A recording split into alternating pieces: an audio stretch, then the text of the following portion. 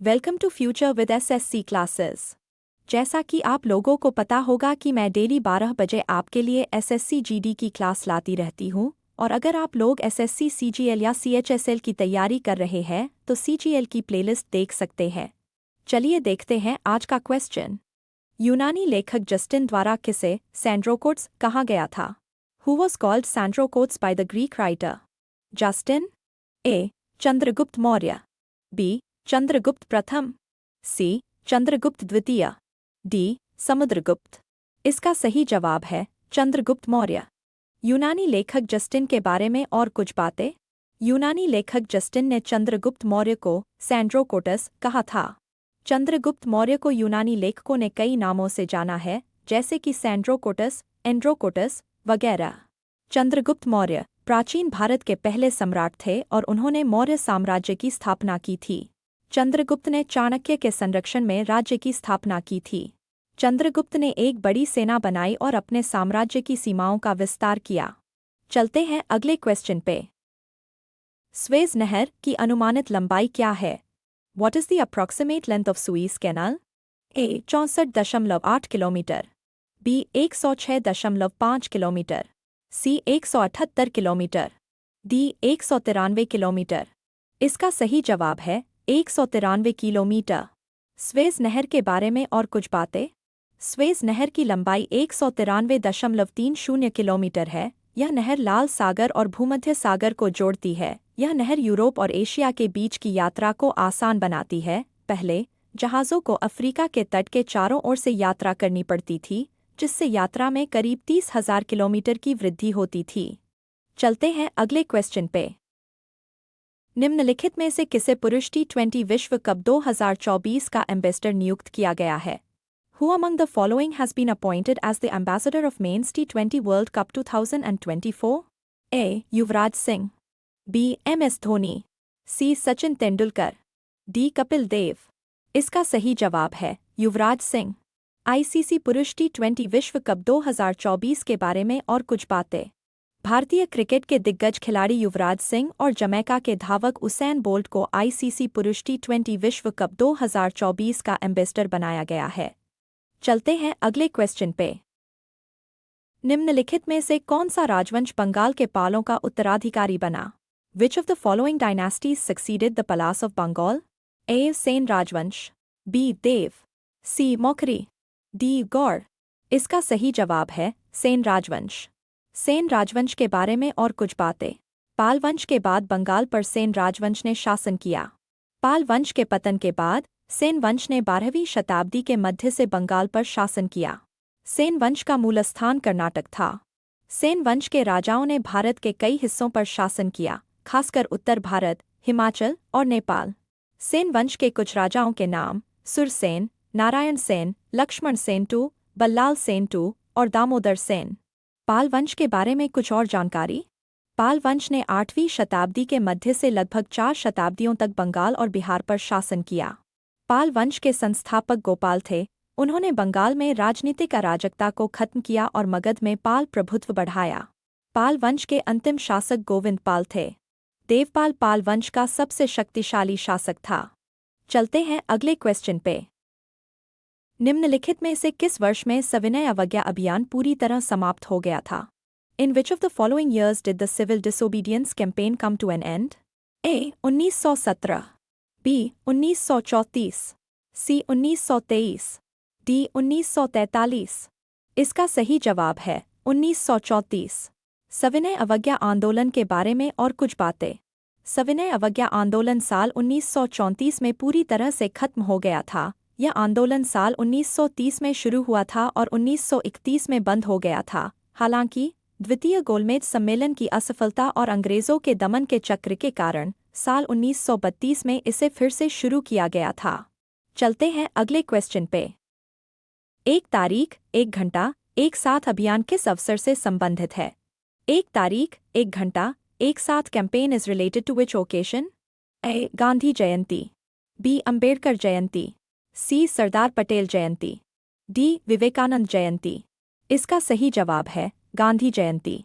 गांधी जयंती के बारे में और कुछ बातें।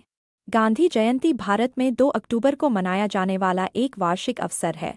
यह दिन महात्मा गांधी की जयंती का प्रतीक है और इस साल तीसरा राष्ट्रीय अवकाश गांधी जयंती मनाने के लिए पीएम ने 1 तारीख, 1 घंटा, 1 साथ अभियान का प्रस्ताव रखा। चलते हैं अगले क्वेश्चन पे। केंद्र सरकार ने देश का नया अटॉर्नी जनरल किसे नियुक्त किया? Who has been appointed by the central government as the new Attorney General of the country? A. R. Venkatramani, B. R. K. Venugopal, C. Kapil Sibal, D. Ravishankar प्रसाद। इसका सही जवाब है आर वेंकटरमणी। अटॉर्नी जनरल के बारे में और कुछ बातें। आर वेंकटरमणी भारत के 16वें अटॉर्नी जनरल है। उन्होंने 1 अक्टूबर 2022 को अपना कार्यभार संभाला था। उनका कार्यकाल 3 साल का है। आर वेंकटरमणी से जुड़ी कुछ बातें। उनका जन्म 13 अप्रैल 1950 को पांडिचेरी, अब पुडुचेरी में हुआ था। जुलाई 1977 में वे बार काउंसिल ऑफ तमिलनाडु में वकील बने। साल 1979 से वे सुप्रीम कोर्ट में प्रैक्टिस कर रहे हैं। साल 1997 में भारत के सर्वोच्च न्यायालय ने उन्हें वरिष्ठ वकील के रूप में नामित किया था। उन्हें 2001 में जिनेवा में संयुक्त राष्ट्र मानवाधिकार उच्चायुक्त और अंतर्राष्ट्रीय न्यायविद आयोग द्वारा आयोजित कार्यशाला में बोलने के लिए आमंत्रित किया गया था। वे अफ्रीकी एशियाई क्षेत्र में अंतर्राष्ट्रीय न्यायालय की गतिविधियों में भी शामिल रहे हैं। चलते हैं अगले क्वेश्चन पे। वेदांतम सत्यनारायण शर्मा इनमें से किस नृत्य से संबंधित है? Vedantam Satyanarayana Sharma is related to which of the following dance forms? A. Kuchipudi, B. Manipuri, C. Kathak, D. Bharatanatyam. इसका सही जवाब है कुचिपुड़ी। वेदांतम सत्यनारायण शर्मा के बारे में और कुछ बातें। वेदांतम सत्यनारायण शर्मा कुचिपुड़ी नृत्य से जुड़े थे। वे कुचिपुड़ी के शास्त्रीय नृत्य के प्रमुख प्रतिपादकों में से एक थे। वेदांतम सत्यनारायण शर्मा को सत्यम के नाम से भी जाना जाता था। उनका जन्म 9 सितंबर 1935 को कुचिपुड़ी में हुआ था और उनका निधन 16 नवंबर 2012 को विजयवाड़ा में हुआ था। वेदांतम सत्यनारायण शर्मा को उनके योगदान के लिए कई सम्मान मिले थे, जिनमें ये शामिल है संगीत नाटक अकादमी पुरस्कार, संगीत नाटक अकादमी फेलोशिप, कालिदास सम्मान, पद्मश्री। कुचिपुड़ी के बारे में और कुछ बातें। कुचिपुड़ी आंध्र प्रदेश राज्य का नृत्य नाट्य प्रदर्शन कला है। यह नृत्य शैली अपनी खूबसूरत गतियों और कथात्मक कहानियों के लिए जानी जाती है। कुचिपुड़ी की उत्पत्ति 17वीं शताब्दी में हुई थी। चलते हैं अगले क्वेश्चन पे। किरा में महिलाओं के लिए पारंपरिक पोशाक है। Kira is the traditional dress for women in A. Bhutan, B. Nepal, C. Myanmar, D. Sri Lanka. इसका सही जवाब है भूटान। किरा भूटान में महिलाओं के लिए पारंपरिक पोशाक है। पारंपरिक पोशाक या लोक पोशाक किसी विशेष जातीय समूह, राष्ट्र या क्षेत्र से जुड़ा हुआ वस्त्र होता है। यह सांस्कृतिक, धार्मिक या राष्ट्रीय पहचान की अभिव्यक्ति है। चलते हैं अगले क्वेश्चन पे। 7वीं शताब्दी ईस्वी में कन्नौज के शासक हर्षवर्धन निम्नलिखित में से किस राजवंश के राजा थे? Harshavardhana, the ruler of Kannauj in the 7th century AD, was the king of which of the following dynasties? A. Maukhari, B. Pushyabhuti, C. Chalukya, D. Vardhan वंश। इसका सही जवाब है वर्धन वंश। वर्धन वंश के बारे में और कुछ बातें। 7वीं शताब्दी ईस्वी में कन्नौज के शासक हर्षवर्धन वर्धन वंश के राजा थे। हर्षवर्धन वर्धन वंश के संस्थापक प्रभाकर वर्धन के दूसरे बेटे थे। हर्षवर्धन का शासनकाल 606 ईस्वी से 647 ईस्वी तक था। हर्षवर्धन को 7वीं शताब्दी के सबसे प्रमुख भारतीय सम्राटों में से एक माना जाता है। हर्षवर्धन ने उत्तर भारत के ज्यादातर हिस्से पर शासन किया था। उनका साम्राज्य वर्तमान पंजाब, बंगाल और उड़ीसा राज्यों तक फैला हुआ था। हर्षवर्धन की राजधानी कन्नौज थी। हर्षवर्धन के दरबारी कवि बाणभट्ट ने उनकी जीवनी हर्षचरित लिखी थी। हर्षवर्धन के शासनकाल के बारे में चीनी यात्री वेन सांग ने भी जानकारी दी है। चलते हैं अगले क्वेश्चन पे। एक दिवसीय क्रिकेट मैचों में एक गेंदबाज अधिकतम कितने ओवर फेंक सकता है? What is the maximum number of overs a bowler can bowl in ODI cricket matches? A. 11, B. 9, C. 10, D. 8। इसका सही जवाब है 10। एक दिवसीय क्रिकेट के बारे में और कुछ बातें। एक दिवसीय क्रिकेट मैच में कोई भी गेंदबाज एक पारी में अधिकतम 10 ओवर गेंदबाजी कर सकता है। यह नियम इसलिए है क्योंकि आमतौर पर कोई गेंदबाज एक पारी में कुल ओवरों के 20% से ज़्यादा ओवर नहीं फेंक सकता। वनडे क्रिकेट से जुड़ी कुछ और बातें। वनडे मैच में आम तौर पर हर टीम को 50 ओवर खेलने होते हैं। वनडे मैच एक ही दिन में खेले जाते हैं। वनडे मैचों को लिमिटेड ओवर इंटरनेशनल (LOI) भी कहा जाता है। वनडे क्रिकेट में एक ओवर में गेंदबाज 6 वैध गेंदें फेंकता है। वनडे क्रिकेट में किसी भी गेंदबाज द्वारा सर्वश्रेष्ठ गेंदबाजी का आंकड़ा श्रीलंका के चमिंडा वास ने बनाया था। उन्होंने जिम्बाब्वे क्रिकेट टीम के खिलाफ 8 ओवर में 19 रन देकर 8 विकेट लिए थे। चलते हैं अगले क्वेश्चन पे। कर्नाटक संगीत में पदम क्या है? What is padam in Carnatic music? A. एक लोरी। बी. एक प्रेम कविता। सी. साहस के बारे में एक कविता। डी. एक देशभक्ति कविता। इसका सही जवाब है एक प्रेम कविता। पदम के बारे में कुछ बातें। कर्नाटक संगीत में पदम एक प्रकार का गीत है जो प्रेम या लालसा को व्यक्त करता है। पदम की गति धीमी होती है और इसका अर्थ गंभीर होता है। पदम को आमतौर पर रूपक के रूप में माना जाता है। पदम में पल्लवी, अनुपल्लवी और कम से कम एक चरणम होता है। चलते हैं अगले क्वेश्चन पे। ऊलोंग का एक प्रकार है। Oolong is a variant of A. Coffee, B. Jute, C. Chai, D. Rubber. इसका सही जवाब है चाय। ऊलोंग के बारे में और कुछ बातें। ऊलोंग चाय का एक प्रकार है। यह कैमेलिया साइनेंसिस पौधे की पत्तियों से बनती है, जिससे हरी और काली चाय भी बनती है। ऊलोंग चाय को आंशिक रूप से ऑक्सीकृत किया जाता है, जिससे इसका स्वाद हरी और काली चाय के बीच का होता है। ऊलोंग चाय को मुख्य रूप से 2 प्रकारों में बांटा गया है। ग्रीन ओलोंग, जिसे लाइट या जेड ओलोंग भी कहा जाता है, यह हरी चाय के करीब होती है। डार्क ओलोंग, जो काली चाय के करीब होती है। चलते हैं अगले क्वेश्चन पे। महिला एशियाई चैंपियंस ट्रॉफी 2024 बिहार के किस जिले में आयोजित हुई? In which district of Bihar was the women's Asian champions trophy 2024 held? A. Muzaffarpur, B. Nalanda, C. Rajgir, D. Darbhanga. इसका सही जवाब है नालंदा। महिला एशियाई चैंपियंस ट्रॉफी 2024 के बारे में और कुछ बातें। पटना। मुख्यमंत्री नीतीश कुमार ने सोमवार को नालंदा जिले के राजगीर स्थित बिहार खेल विश्वविद्यालय सह राज्य खेल परिसर स्थित नवनिर्मित हॉकी स्टेडियम में महिला एशियाई चैंपियंस ट्रॉफी 2024 का उद्घाटन किया। चलते हैं अगले क्वेश्चन पे। 2025 में G20 की मेजबानी कौन कर रहा है? Who is hosting the G20 in 2025? A. Philippines, B. Australia, C. Japan, D. दक्षिण अफ्रीका। इसका सही जवाब है दक्षिण अफ्रीका। G20 2025 के बारे में और कुछ बातें। 2025 में G20 की मेजबानी दक्षिण अफ्रीका को सौंपी गई है। जी के इतिहास में पहली बार इतने लंबे समय तक ग्लोबल साउथ द्वारा इस फोरम की अध्यक्षता की गई है। 2022 में जी का आयोजन इंडोनेशिया, 2023 में भारत और 2024 में ब्राजील में किया गया। चलते हैं अगले क्वेश्चन पे। द गोल्डन थ्रेशोल्ड पुस्तक के लेखक कौन थे? Who was the author of the book the golden threshold? A. Doctor Rajendra Prasad, B. Sarojini Naidu, C. J. Ray Bhutto, D. Jawaharlal Nehru. इसका सही जवाब है सरोजिनी नायडू। सरोजिनी नायडू के बारे में और कुछ बातें। The golden threshold Sarojini Naidu द्वारा लिखी गई कविताओं का एक संकलन है। यह पाठ 1905 में प्रकाशित हुआ था जब नायडू केवल 26 वर्ष की थीं। द गोल्डन थ्रेशोल्ड में कविताओं का चयन उनके अपने जीवन से प्रेरित था और अंग्रेजी भाषा में लिखा गया था। चलते हैं अगले क्वेश्चन पे। किस महाद्वीप में कोई ठंडा मौसम नहीं है? Which continent has no cold weather? A. Africa, B. दक्षिण America, C. Australia, D. Asia. इसका सही जवाब है अफ्रीका। अफ्रीका के बारे में और कुछ बातें। अफ्रीका में ठंड का मौसम नहीं होता। अफ्रीका दुनिया का दूसरा सबसे बड़ा और दूसरा सबसे ज्यादा आबादी वाला महाद्वीप है। चलते हैं अगले क्वेश्चन पे। निम्नलिखित में से कौन सी जनजाति कैल पोलोड उत्सव मनाती है? Which of the following tribes celebrates Kail Polod festival? A. Naga, B. Meena, C. Bhil, D. Kodava. इसका सही जवाब है भील। भील जनजाति के बारे में और कुछ बातें। कैल पोलोड उत्सव भील जनजाति मनाती है। भील जनजाति होली के दौरान गोल गधेड़ो उत्सव भी मनाती है। यह उत्सव युवा भील महिलाओं द्वारा मनाया जाता है और भगोरिया उत्सव का हिस्सा है। भील जनजाति पश्चिमी भारत में रहती है। ये मुख्य रूप से मध्य प्रदेश, छत्तीसगढ़, महाराष्ट्र, राजस्थान आदि में पाई जाती है। चलते हैं अगले क्वेश्चन पे।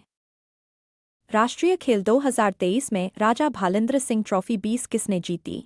Who won the Raja Bhalendra Singh Trophy in National Games 2023? A. सेवाएं, B. Kerala, C. Haryana, D. Maharashtra. इसका सही जवाब है महाराष्ट्र। राष्ट्रीय खेल 2023 के बारे में और कुछ बातें। महाराष्ट्र ने राष्ट्रीय खेल 2023 की पदक तालिका में शीर्ष स्थान प्राप्त किया और राजा भलिंद्र सिंह ट्रॉफी जीती, जो राष्ट्रीय खेलों में सर्वाधिक स्वर्ण पदक जीतने वाली टीम को दी जाती है। चलते हैं अगले क्वेश्चन पे। निम्नलिखित में से कौन भारत के पहले क्रिकेट टीम के कप्तान थे? Who among the following was the first captain of India's cricket team? A. के श्रीकांत, B. C. के नायडू, C. सुनील गावस्कर, D. नवाब पटौदी। इसका सही जवाब है C. के नायडू। भारतीय क्रिकेट टीम के बारे में और कुछ बातें। भारतीय क्रिकेट टीम के पहले कप्तान कोटारी कनकिया नायडू यानी C. के नायडू थे। उन्होंने 1932 में इंग्लैंड के खिलाफ लॉर्ड्स के मैदान पर पहले टेस्ट मैच में टीम की कप्तानी की थी। C. के नायडू ने फर्स्ट क्लास क्रिकेट में 207 मैच खेले थे। इनमें उन्होंने बल्लेबाजी करते हुए 11,825 रन बनाए थे और गेंदबाजी करते हुए 411 विकेट हासिल किए थे। भारतीय क्रिकेट टीम से जुड़ी कुछ और जानकारी। भारत की पहली वनडे क्रिकेट टीम के कप्तान अजीत वाडेकर थे। उन्होंने 1974 में कप्तान के तौर पर सिर्फ 2 मैच खेले थे। महेंद्र सिंह धोनी ने क्रिकेट के तीनों फॉर्मेट में सबसे ज्यादा 332 अंतर्राष्ट्रीय मैच खेले हैं। मौजूदा समय में रोहित शर्मा भारतीय क्रिकेट टीम के कप्तान है। चलते हैं अगले क्वेश्चन पे। निम्नलिखित में से किस वर्ष में जनगणना अधिनियम बनाया गया और पूरे भारत में लागू किया गया था? In which of the following years the Census Act was enacted and implemented throughout India? A. 1948, B. 1951, C. 1949, D. 1950। इसका सही जवाब है 1948। जनगणना अधिनियम के बारे में और कुछ बातें। जनगणना अधिनियम 1948 को भारत में लागू किया गया था। यह अधिनियम भारत की संसद का एक कानून है। इसके तहत भारत में जनगणना कराने की प्रक्रिया और पद्धतियां तय की गईं। इस अधिनियम के तहत ही भारत में स्वतंत्रता के बाद पहली जनगणना 1951 में आयोजित की गई थी। जनगणना अधिनियम 1948 से जुड़ी कुछ और बातें। यह अधिनियम भारत या उसके किसी भी हिस्से में जनगणना कराने का प्रावधान करता है। इस अधिनियम में कई बार संशोधन किए जा चुके हैं। भारत में जनगणना हर 10 साल में होती है। 2011 की जनगणना भारत की 15वीं राष्ट्रीय जनगणना थी। ब्रिटिश वायसराय लॉर्ड मेयो ने 1872 में जनगणना की अवधारणा शुरू की थी। पहली पूरी जनगणना 1881 में हुई थी। चलते हैं अगले क्वेश्चन पे। यक्षगान किस राज्य का नाट्यकला नृत्य है? Yakshagana is a theatrical dance of which state? A. Tamil Nadu, B. Uttar Pradesh, C. Karnataka, D. Maharashtra. इसका सही जवाब है कर्नाटक। यक्षगान के बारे में और कुछ बातें। यक्षगान कर्नाटक का पारंपरिक नृत्य नाटक है। यह दक्षिण भारत का एक लोकप्रिय नृत्य है। यह कर्नाटक के तटीय इलाकों और केरल के कासरगोड जिले में काफी लोकप्रिय है। इसमें शास्त्रीय संगीत, नृत्य कला और प्राचीन अनुलेखों का मिश्रण होता है। यक्षगान में विस्तृत वेशभूषा, मेकअप और मुखौटे का इस्तेमाल किया जाता है। यह आमतौर पर कन्नड़ में गाया जाता है। इसकी उत्पत्ति 10वीं और 16वीं शताब्दी के बीच मानी जाती है। चलते हैं अगले क्वेश्चन पे। तरनेतर मेला किस राज्य में प्रतिवर्ष मनाया जाता है? In which state Tarnetar fair is celebrated every year? A. Gujarat, B. Manipur, C. Madhya Pradesh, D. Telangana. इसका सही जवाब है गुजरात। तरनेतर मेला के बारे में और कुछ बातें। तरनेतर मेला गुजरात के सुरेंद्रनगढ़ जिले में स्थित तरनेतर गांव में मनाया जाता है। यह मेला हिंदू कैलेंडर के मुताबिक भाद्र महीने में यानी अगस्त या सितंबर में आता है। यह 3 दिनों तक चलता है और राज्य पर्यटन विभाग इसे भव्य तरीके से आयोजित करता है। इस मेले में लोक नृत्य, संगीत, वेशभूषा, भोजन, कला और संस्कृति का आयोजन होता है। तरनेतर मेले के बारे में कुछ खास बातें। यह मेला त्रिनेत्रेश्वर महादेव मेले के नाम से भी जाना जाता है। यह मेला सौराष्ट्र जनजाति के लिए मुख्य रूप से है। इस मेले में भरवाड़, खांड, कोली, रबारी, चारण, कनबी, काथी, हरिजन और देशरबारी जैसी अन्य जनजातियां भी शामिल होती है। इस मेले में हर साल 50,000 से ज्यादा लोग शामिल होते हैं। यह मेला गुजरात के सबसे पारंपरिक और जीवंत त्योहारों में से एक है। यह मेला भारत के सबसे महत्वपूर्ण त्योहारों में से एक है। तरनेतर गांव अहमदाबाद से करीब 200 किलोमीटर दूर है। राजकोट तरनेतर गांव से करीब 90 किलोमीटर दूर है। चलते हैं अगले क्वेश्चन पे। उपन्यास द माउंटेन ऑफ लाइट किसके द्वारा लिखा गया है? Who has written the novel the mountain of light? A. Anukriti Upadhyay, B. Meena Kandasamy, C. Indu Sundaresan, D. Zarin Khan. इसका सही जवाब है इंदु सुंदरेशन। इंदु सुंदरेशन के बारे में और कुछ बातें। उपन्यास द माउंटेन ऑफ लाइट को इंदु सुंदरेशन ने लिखा है। इंदु सुंदरेशन ने 20वीं पत्नी, गुलाब का पर्व और शैडो प्रिंसेस जैसी किताबें भी लिखी है। चलते हैं अगले क्वेश्चन पे।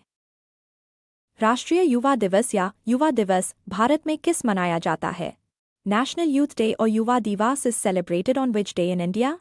ए. 14 अप्रैल को, बी. 12 जनवरी को, सी. 26 नवंबर को, डी. 26 जनवरी को। इसका सही जवाब है 12 जनवरी को। राष्ट्रीय युवा दिवस हर साल 12 जनवरी को मनाया जाता है। यह दिन भारत के महान विचारक, दार्शनिक और सामाजिक सुधारक स्वामी विवेकानंद के जन्मदिन के रूप में मनाया जाता है। भारत सरकार ने साल 1984 में स्वामी विवेकानंद के जन्मदिन को राष्ट्रीय युवा दिवस के रूप में मनाने की घोषणा की थी। राष्ट्रीय युवा दिवस के बारे में कुछ और खास बातें। इस दिन को विवेकानंद जयंती के नाम से भी जाना जाता है। यह दिन देश के युवाओं का सम्मान करने और उन्हें स्वामी विवेकानंद के विचारों और दर्शन को अपनाने के लिए प्रोत्साहित करने का दिन है। इस दिन देश के सतत विकास लक्ष्यों पर भी ध्यान केंद्रित किया जाता है। इस दिन स्कूल और कॉलेज में थीम के साथ प्रतियोगिताएं रखी जाती है। इस दिन बच्चे स्वामी विवेकानंद के अनमोल विचारों के बारे में बताते हैं। स्वामी विवेकानंद के बारे में कुछ खास बातें। उनका असली नाम नरेंद्र नाथ दत्त था। वे वेदांत के एक प्रभावशाली और विख्यात आध्यात्मिक गुरु थे। 25 साल की उम्र में ही उन्होंने सांसारिक मोह माया त्याग दी थी और सन्यासी बन गए थे। चलते हैं अगले क्वेश्चन पे। पहले दक्षिण एशियाई खेलों की मेजबानी द्वारा की गई थी। The first South Asian games were hosted by A. Kathmandu, B. Dhaka, C. Colombo, D. Calcutta. इसका सही जवाब है काठमांडू। पहले दक्षिण एशियाई खेलों की मेजबानी नेपाल की राजधानी काठमांडू ने की थी। ये खेल साल 1984 में आयोजित किए गए थे। दक्षिण एशियाई खेलों को दक्षिण एशियाई संघ खेलों (SAF) खेलों के नाम से भी जाना जाता है। इन खेलों का आयोजन हर 2 साल में होता है। दक्षिण एशियाई खेलों के बारे में कुछ और खास बातें। इन खेलों का आयोजन दक्षिण एशियाई देशों के बीच खेल भावना और क्षेत्रीय सहयोग को बढ़ावा देने के लिए किया जाता है। इन खेलों में अफगानिस्तान, बांग्लादेश, भूटान, भारत, मालदीव, नेपाल, पाकिस्तान और श्रीलंका जैसे देश हिस्सा लेते हैं। दक्षिण एशियाई खेलों का संचालन दक्षिण एशियाई खेल परिषद (SASC) करती है। इसकी स्थापना साल 1983 में हुई थी। चलते हैं अगले क्वेश्चन पे। सीके नायडू ट्रॉफी का संबंध किस खेल से है? CK Naidu trophy is related to which sport? A. Cricket, B. Football, C. Basketball, D. Handball. इसका सही जवाब है cricket. CK Naidu trophy cricket से जुड़ी एक घरेलू क्रिकेट चैंपियनशिप है। यह ट्रॉफी भारत के पहले टेस्ट क्रिकेट कप्तान कर्नल सीके नायडू के नाम पर रखी गई है। इस ट्रॉफी का आयोजन भारतीय क्रिकेट कंट्रोल बोर्ड (BCCI) करता है। सीके नायडू से जुड़ी कुछ और बातें। सीके नायडू को भारत का पहला क्रिकेट सुपरस्टार माना जाता है। उन्होंने 1916 से 1963 तक 47 सालों तक प्रथम श्रेणी क्रिकेट खेला। सीके नायडू ने टेस्ट क्रिकेट से संन्यास लेने के बाद होलकर टीम को 8 रणजी ट्रॉफी फाइनल में पहुंचाया था। सीके नायडू ने आंध्र क्रिकेट एसोसिएशन की स्थापना में अहम भूमिका निभाई थी। BCCI ने सीके नायडू के सम्मान में ही CK Naidu lifetime achievement award की स्थापना की थी। चलते हैं अगले क्वेश्चन पे। निम्नलिखित में से किस वर्ष बाल विवाह निरोधक अधिनियम पारित किया गया था? In which of the following years the child marriage restraint act was passed? A. 1856, B. 1947, C. 1878, D. 1929। इसका सही जवाब है 1929। बाल विवाह निरोधक अधिनियम के बारे में और कुछ बातें। बाल विवाह निरोधक अधिनियम 1929 को 28 सितंबर 1929 को भारत की इंपीरियल विधान परिषद में पारित किया गया था। इसे लोकप्रिय रूप से इसके प्रायोजक हरबिलास शारदा के नाम पर शारदा अधिनियम के नाम से भी जाना जाता है। यह अधिनियम 1 अप्रैल 1930 को लागू हुआ था। बाल विवाह निषेध अधिनियम 2006 को 1 नवंबर 2007 को लागू किया गया था। यह अधिनियम बाल विवाह को रोकता है और बाल विवाह के पीड़ितों को सुरक्षा और सहायता देता है। बाल विवाह निरोधक अधिनियम 1929 में लड़कियों की शादी की न्यूनतम उम्र 14 साल और लड़कों की उम्र 18 साल तय की गई थी। आज़ादी के बाद 1949 में इस अधिनियम में संशोधन करके लड़कियों की उम्र 15 साल कर दी गई। साल 1978 में लड़कियों की उम्र 18 साल और लड़कों की उम्र 21 साल कर दी गई। चलते हैं अगले क्वेश्चन पे। सर्वोदय शब्द का प्रयोग सर्वप्रथम निम्न में से किसके द्वारा किया गया था? The word Sarvodaya was first used by who among the following? A. Mahatma Gandhi. B. डॉ. राजेंद्र प्रसाद. C. पंडित बाल गंगाधर तिलक. D. विनोबा भावे. इसका सही जवाब है महात्मा गांधी। सर्वोदय शब्द के बारे में और कुछ बातें। सर्वोदय शब्द का प्रयोग सबसे पहले महात्मा गांधी ने किया था। महात्मा गांधी ने साल 1908 में जॉन रस्किन की किताब अनटू दिस लास्ट के अनुवाद में सर्वोदय शब्द का इस्तेमाल किया था। गांधी जी ने अपने राजनीतिक दर्शन के लिए इस शब्द का इस्तेमाल किया था। गांधी जी के मुताबिक व्यक्ति का कल्याण समाज के कल्याण में निहित है।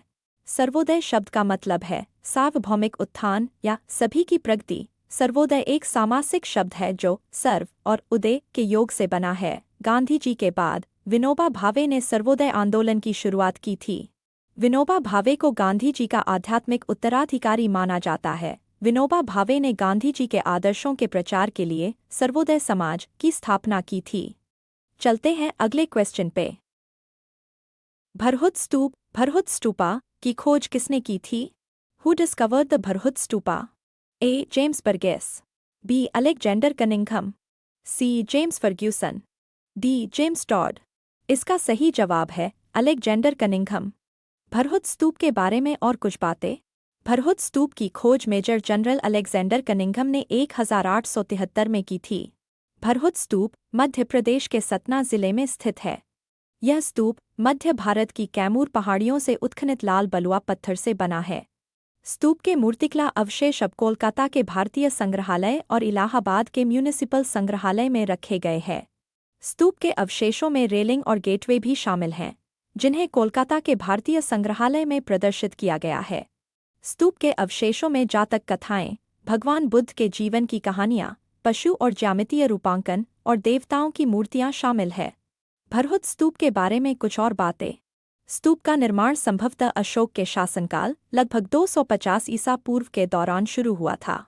स्तूप के कुछ सजावटी तत्व जैसे कि द्वार और रेलिंग शुंग काल के दौरान जोड़े गए प्रतीत होते हैं। स्तूप के अवशेषों से पता चलता है कि इस दौरान रोजमर्रा की जिंदगी कैसी थी। आज के लिए इतना ही। मैं मिलूंगी न्यू वीडियो में न्यू क्वेश्चन के साथ। तब तक के लिए आप अपना तैयारी करते रहिए। Thanks for watching.